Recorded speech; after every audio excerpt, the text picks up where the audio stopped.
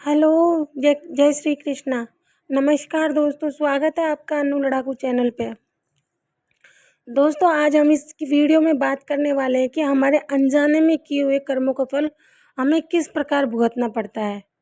लेकिन आप मेरी वीडियो पर अगर नए हैं तो आगे बढ़ने से पहले एक बार सब्सक्राइब जरूर कर लीजिएगा। तो चलिए कहानी शुरू करते हैं। यह बात सत्य है कि कर्म फल से कोई नहीं बच सकता। कर्म आपका दिखने में तो बुरा हो सकता है, परंतु अगर आपके उद्देश्य और आपकी नीयत सच्ची है तो फल भी आपको सच्चा और अच्छा ही मिलेगा। जिन कर्मों का फल वर्तमान में नहीं मिलता, उसे भोगने के लिए वह आत्मा नया शरीर धारण करती है और अपने नए जन्म में अपना फल भोगती है। इसे ही कहते हैं कर्म का सिद्धांत। तो आइए जानते हैं और पढ़ते हैं। एक राजा की कहानी से इसी कर्म सिद्धांत को एक कहानी के माध्यम से समझते हैं।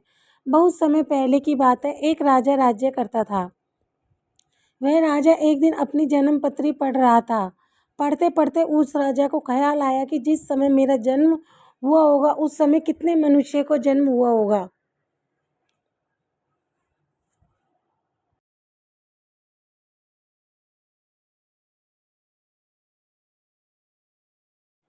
लेकिन वो सब मेरी तरह राजा क्यों नहीं बने। राजा हर दिन हर समय इसी प्रश्न का उत्तर ढूंढने में लगे रहते हैं, लेकिन उन्हें उसका उत्तर नहीं मिल पाता है। अपने प्रश्न का उत्तर पाने के लिए राजा अपने राज्य में बड़े बड़े बुद्धिमान व्यक्तियों को बुलाते हैं। राज्य में सभी बुद्धिमान व्यक्ति एकत्रित होते हैं। वह सभी यह सोच में होते हैं कि राजा ने उन्हें यह यहाँ क्यों बुलाया है। राजा सभी का अभिनंदन स्वीकार करते हैं और उनसे पूछते हैं कि जिस समय मेरा जन्म हुआ उसी क्षण में और कितने भी व्यक्तियों का जन्म हुआ होगा, तो उन सब व्यक्तियों में से मैं ही राजा क्यों बना, वह सभी राजा क्यों नहीं बने। सभी महान बुद्धिमान इस प्रश्न के लिए गहन सोच विचार करने लगे। वह सभी गहन सोच विचार करने के बाद उनके प्रश्न का उत्तर न दे सके। राज्य में एक बुजुर्ग बुद्धिमान व्यक्ति भी बैठे हुए थे। वह थोड़ी देर बाद बोले, इस प्रश्न का उत्तर तुम्हें एक महान साधु देंगे जो कई वर्षों से एक घने वन में तपस्या कर रहे हैं। यह सुनकर राजा अगले दिन अपने सैनिकों के साथ उस जंगल की ओर निकल पड़ा।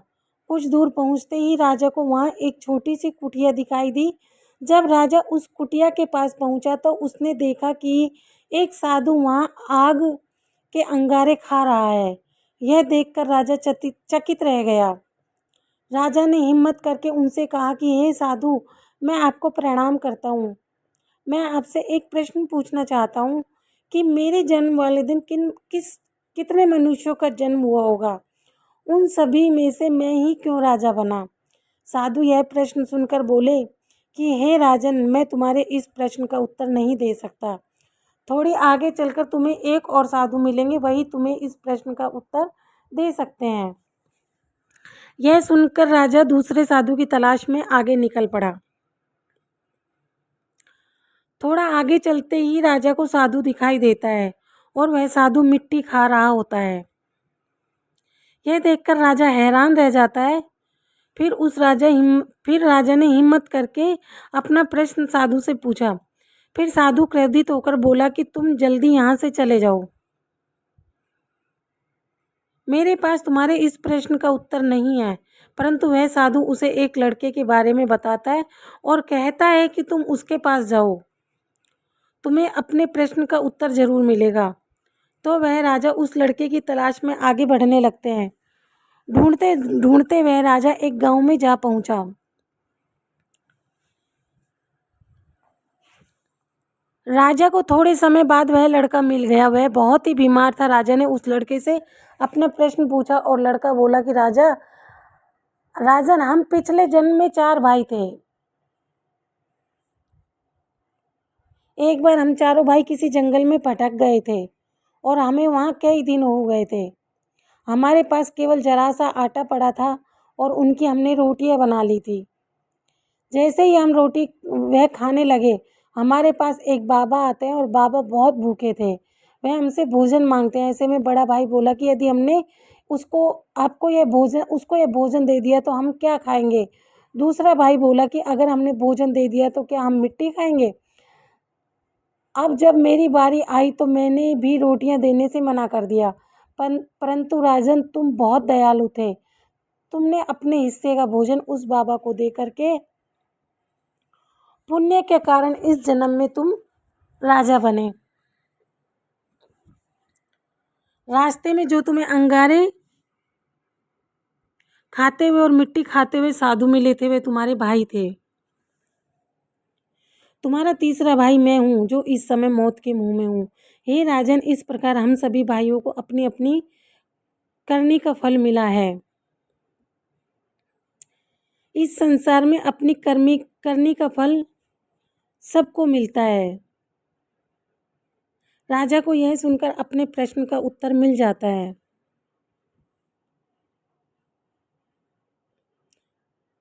दूसरी कहानी कि कर्मों का फल कैसे मिलता है।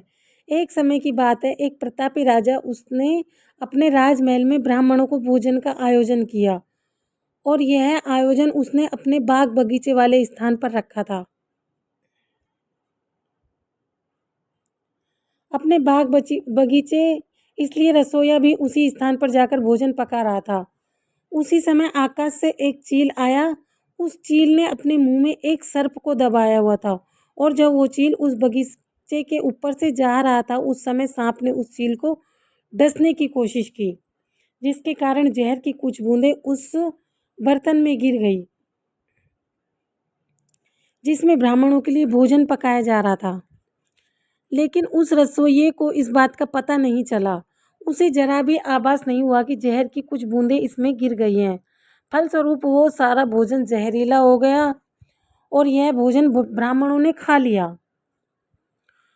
तो जहरीला भोजन करने के कारण सभी ब्राह्मणों की मृत्यु हो गई।